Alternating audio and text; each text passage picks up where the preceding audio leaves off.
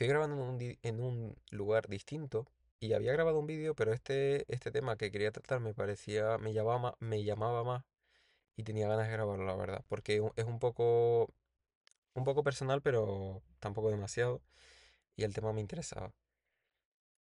¿Qué es YouTube, educación y Platón? Algo así lo llamaré. YouTube en primer lugar, un poco para explicar el por qué hago vídeos en YouTube. Y es porque realmente no en primer lugar porque me lo paso muy bien. Yo me divierto haciendo estos vídeos y además aprendo. Aprendo un montón a vocalizar, aprendo un montón a expresarme, a saber las cosas que hago mal, el tono de voz que uso. Todo eso, si te fijas, realmente se aprende. Entonces es una forma de ensayar porque, a ver, a mí, por ejemplo, me gusta hacer presentaciones, pero en esta vida al final, para bien o para mal, uno tiene que saber hablar, ya sea en público o ya sea para lo que sea. Tienes que aprenderlo y perder la vergüenza. No por nada, o sea, podrías vivir sin ello, pero te abre muchas puertas. No solo para, realmente no con un fin financiero ni nada, con que te tengas que buscar un trabajo, más bien para tu vida personal, porque a veces en la vida tus amistades seguramente las conociste en una situación que de vergüenza porque no sabías quiénes eran y sin embargo te presentaste. O por ejemplo para hablar con otras personas. Es decir, ahí también juega un papel importante todo, el no tener pánico escénico en cierto modo. Vale, y por eso mismo también tiene un papel educativo para mí el hacer estos vídeos, porque no solo para aprender yo, sino por si a alguien le llega y aprende algo nuevo y algo que le gusta. O le da otro punto de vista a ciertas cosas. Decía, al igual hay alguien que le encanta Kafka o que ya ha visto un vídeo y le da otro punto de vista, el que subí de Kafka, o sabía cosas de la ilustración y pues le gusta, o mencioné algo de Kant y le gusta y quiere seguir, pues mira, a mí eso me parece ya, yo con eso con que pasa una vez, ya soy feliz. De hecho ya ha pasado una vez alguien me dijo, no solo gente que me dice que le gustan los vídeos, que le parece muy interesante, sino incluso alguna persona que me ha dicho que le da otro punto de vista sobre temas personales que estaba mal en ese momento y le alegró, ¿no? Entonces, por eso ya, es decir, haber podido combatir, la metáfora es violenta, pero bueno, haber podido contrarrestar incluso la tristeza de alguna persona, pues es algo que hace muy feliz y muy alegre. Desde aquí, gracias a esa persona. Y a todos los que me apoyáis, porque al final esto es algo particular y que está dedicado en parte a mí, por si no lo viera nadie, pero también a los pocos que me ven. No tengo ninguna intención de grandes públicos ni nada. O sea, los vídeos los tengo que grabar de una sola vez, de una sola toma, porque ahora grabo en un Mac y bueno, me ha dado un poco pereza estar buscándome programas de edición. Antes me lo curraba mucho, pero un poco por lo que conté en el vídeo de la universidad, mm, no me gustaría tampoco estar comiéndome la cabeza ahora con que si tengo que hacer el vídeo de una manera u otra. Al final las mejores presentaciones y vídeos son los que surgen un poco espontáneamente, ¿no? Y los que cuentas cosas y tienes un poco preparado, pero bueno, también lo que va surgiendo. Más o menos eso es lo que quería decir Y, bueno, por ejemplo, las portadas las hago con Canva, es decir, tampoco voy buscando unas fotos que me gustan. La última cogí la de Kafka, ¿no? Pues yo que sé, cogí el libro de Kafka que reseñé, una foto de Kafka y de fondo, pues, la noche estrellada de Van Gogh. Me pareció muy bonito y, bueno, lo hice. Entonces, vale, en segundo lugar, la cuestión de la educación. Con la educación me refiero a que, bueno, hace poco estaba hablando con mi abuela, pero esto es un tema que puedes hablar con cualquier persona y que te ha pasado seguramente, que es el tema de que la educación está mal. Cuando hablas de que la educación está mal, hay varios caminos en los que puede derivar las opiniones o las conversaciones. Una de ellas es la opinión, yo la llamaría anarquista, de, de decir, es que todo está mal, lo mejor es aprender algo, valerte la vida y irte al bosque, ¿sabes? Como un poco ese rollo medio romántico, así romanticista. Esa es una de ellas, lo que es entendible.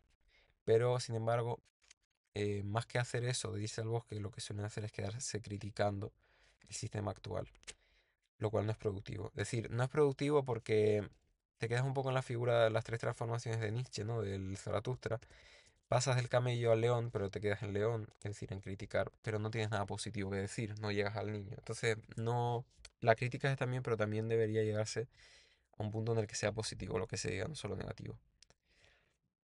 Luego está la gente que critica y propone cosas, educaciones alternativas, en grupos pequeños. Gente muy interesante, por cierto, a mí me gusta, me parece muy interesante las ideas que proponen. Otros tipos de personas, eh, yo diría que quizás critican, por ejemplo, también la inutilidad, que suele ir un poco con esto de la educación alternativa, la inutilidad de lo que se aprende, la falta de pasión que se tiene porque no te gusta lo que aprendes, porque no lo entiendes, no lo comprendes. Las alabanzas al sistema educativo alemán, de que a los 14 más o menos te definen un poco el camino hacia dónde ir, las críticas a ese sistema. Es muy variado todo, pero suele ir todo, yo creo, a que lo que se aprende es inútil. Bueno, estamos de acuerdo, es decir, no inútil, yo voy a defender tanto las matemáticas como la historia, como la filosofía, como la lengua, todo lo voy a defender. ¿Por qué? Por una razón que luego lo explicaré con Platón, pero por un lado porque el problema, yo creo que el problema no es la utilidad o inutilidad. Yo creo que lo que sí que es el problema es quizás la autonomía del alumnado. Me refiero, la persona que aprende, el objetivo no es el modelo en el que estamos, inserto, consiste en, yo tengo un contenido y yo lo inserto. Es decir, es como si yo escribiera en un ordenador, ¿no? Si sabéis, cuando escribes algo, ¿no? Creo que en programación y tal se dice que tú pones unos inputs, ¿no? Tú introduces cosas y recibirás unos outputs, tendrás unas consecuencias. Esto se usa también en filosofía del lenguaje y tal. Entonces, claro, como que realmente el estudiante es un repositorio de inputs, ¿no? Va recibiendo inputs, va recibiendo, mira, Revolución Francesa 1789, las raíces cuadradas, los verbos, los sustantivos, las oraciones subordinadas, ¿qué más? El arte, todo así, ¿no? Pam, pam, pam, pam, pam. Claro, entonces, pues se queda con un batiburrillo así, la persona que aprende, que tampoco sabe muy bien, ¿no? Porque tú simplemente estás recibiendo, eres completamente pasivo en aquello que recibes. Entonces, claro, en todo esto el otro día se me ocurrió con mi abuela, y yo se lo dije a ella, pero no se lo he dicho nunca, no se me había ocurrido antes cuando he tenido estas conversaciones con otras personas. Y es el tema de Platón. Platón escribe una obra llamada La República, el diálogo más largo que tiene, y que por cierto, habiendo leído lo que he podido leer de Platón, es un diálogo que a pesar de lo largo que es, lo recomiendo completamente si se quiere tener una visión de quién es Platón, de qué dice, por qué lo dice y cómo. El por qué, pues un poco por el diálogo busca la justicia, busca definir la justicia. El cómo, pues veréis que es un diálogo y ya pues se va bien. Además explica muchas ideas que son bases, son fundamentales y a partir de ahí puedes entender casi todo Platón, yo creo. Es largo, pero de verdad yo animo a cualquier persona, estudie una filosofía. Esto es otra cosa que quiero hablar en otro vídeo, lo de sobre leer libros de filosofía y tal. Yo recomiendo leer mucho a Platón porque es un autor muy sencillo realmente, es decir, a pesar de todo, es un autor que se sigue muy bien, se explica bien y la ruta argumentativa con el diálogo se entiende. Es decir, realmente es muy fácil llegar y yo creo que puede gustar y animo a que todo el mundo lo lea porque creo que se aprende mucho. Entonces, la República realmente el objetivo principal es eso, como encontrar una república y por ello encontrar la justicia. No, la república no es el sentido que nosotros le damos. Platón le daba el nombre de politeia. Politeia realmente es como gobierno y el gobierno que define Platón puede ser realmente tanto una monarquía como una aristocracia. Ya, sí, es de filósofos reyes, como se suele decir, pero puede ser tanto una aristocracia como una monarquía, no en el sentido de religioso ni nada, tenemos que quitarnos eso, sino en el sentido de gobierno de uno o gobierno de pocos, pero nunca admite la democracia. Entonces, lo que pasa es que por cuestiones etimológicas, de que luego politeia se tradujo a república en latín como res publica, como la cosa pública, y ya de ahí se quedó tuvo una historia muy larga el término, ¿no? Pero bueno, dejando todo eso, el libro realmente es casi también un libro pedagógico que habla sobre la educación. Claro, porque la gente que tenga que gobernar tiene que tener un determinado tipo de educación. Y en cierto sentido, el libro, yo creo que 5 libros de toda la obra, porque sabéis que los libros griegos se dividen en libros, no en capítulos. O sea, son lo mismo, es decir, es un cambio de nombre, pero bueno, tendrá también razones de llamarse así. Y 5 capítulos de la obra son de describir cómo y por qué tenemos que educar a la gente. Sin embargo, más allá del dogma, por decirlo así, de las ideas más bien que plantea Platón, a mí me parece muy interesante porque él cambia el paradigma del estudiante al que hay que introducirle cosas y lo hace un sujeto activo. Es decir, el maestro ya no es importante en la enseñanza, sino el alumno siempre. Es decir, el alumnado va antes que el profesorado. El fin no es que el profesorado sea bueno, sino que el alumnado, sino que se sepa encender la pasión del alumnado, que el profesor sea un catalizador, sea la chispa de la llama que tiene que encenderse en la persona que aprende. Voy a leer un fragmento, lo voy a poner en la descripción, es el momento para bajar y cogerlo. Dice así, esto está en el libro séptimo cuando Platón explica el mito de la caverna, o la alegoría de la caverna, como le quieras decir. No es importante saberlo, pero está bien por curiosidad. No es importante tampoco, es un diálogo, es decir, van a haber palabras, voy a leerlo mejor. Pues bien, el presente argumento indica que en el alma de cada uno hay el poder de aprender y el órgano para ello, y que así como el ojo no puede volverse hacia la luz y dejar las tinieblas si no gira todo el cuerpo, del mismo modo hay que volverse desde lo que tiene génesis con toda el alma hasta que llega a ser capaz de soportar la contemplación de lo que es, y lo más luminoso de lo que es lo que llamamos el bien. ¿No es así? Glaucón, que es la persona con la que habla Sócrates en este diálogo, dice sí.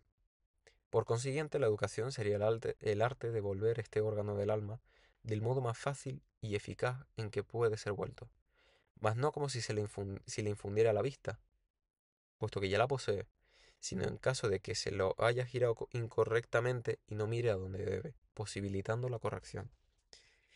Perdón porque me paré. Lo que quería decir es que los que hablan aquí son Sócrates y Glaucón. Y claro, aquí está lo importante. Dice, lo importante no es que se le tenga que dar la vista al alumno. El alumno ya sabe, es decir, el alumno tiene ojos, tiene vista. La cosa es que se corrija hacia dónde tiene que mirar y cómo. Claro, esto puede sonar un poco dogmático, pero no, realmente es bonito porque lo que Platón está diciendo, quizás no tanto aquí, pero mi interpretación personal de cómo se puede ver, que también es un poco más cercana quizás a Kant, es que la persona que aprende, el aprendiz tiene que ser una persona autónoma. Lo que le estamos dando al aprendiz es autonomía.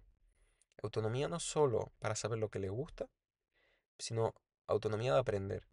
Lo que en competencias estas educativas dice aprender a aprender. Bueno, lo cual es un poco quizás cursi no, pero eh, como simplemente a dar autonomía para que los aprendices sepan a aprender por su cuenta, es decir, a que una persona tenga las herramientas, el lenguaje necesario para meterse donde quiera. En el caso de la filosofía, historia de la filosofía en bachillerato, más allá de cómo pueda darse, aprenderse o lo que sea, es una asignatura genial porque te da las herramientas perfectas, y esto se lo digo a cualquier persona que pasa por bachillerato, da las herramientas perfectas para aprender, para leer casi cualquier texto de la historia de la filosofía.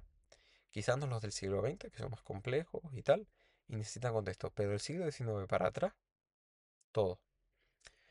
Se puede, habiendo dado esa asignatura, como aprendes Platón, aprendes Aristóteles, aprendes Nietzsche, aprendes Marx.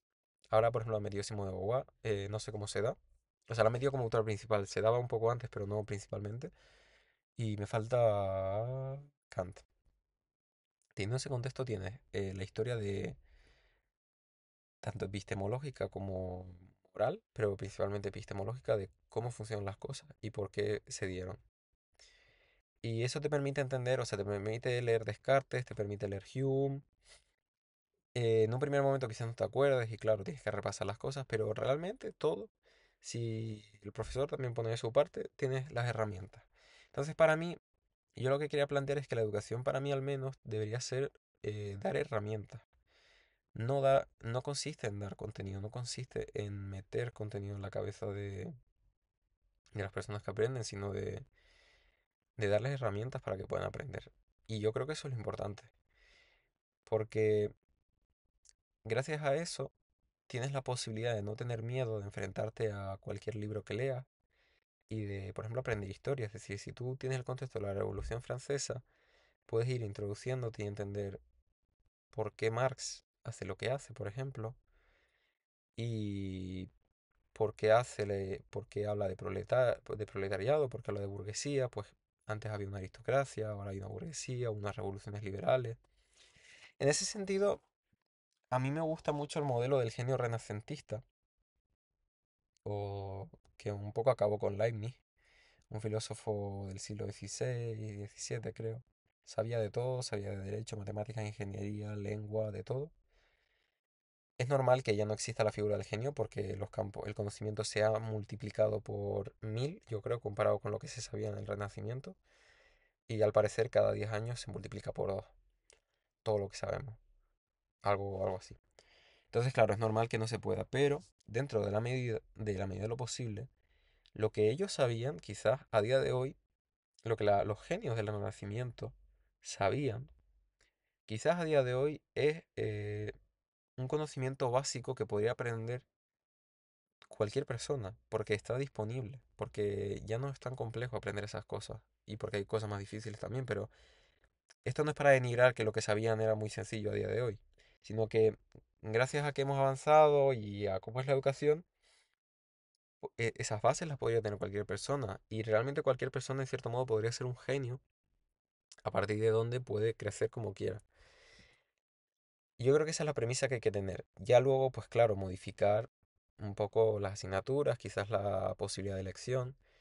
Porque claro, si tú tienes realmente con que tengas unas herramientas, por ejemplo, en matemática, las herramientas básicas y entiendas por qué son, yo creo que puedes llegar a hacer estadística, como llegar a aprender derivadas y cuestiones más complejas que yo, pues tristemente no aprendí matemáticas.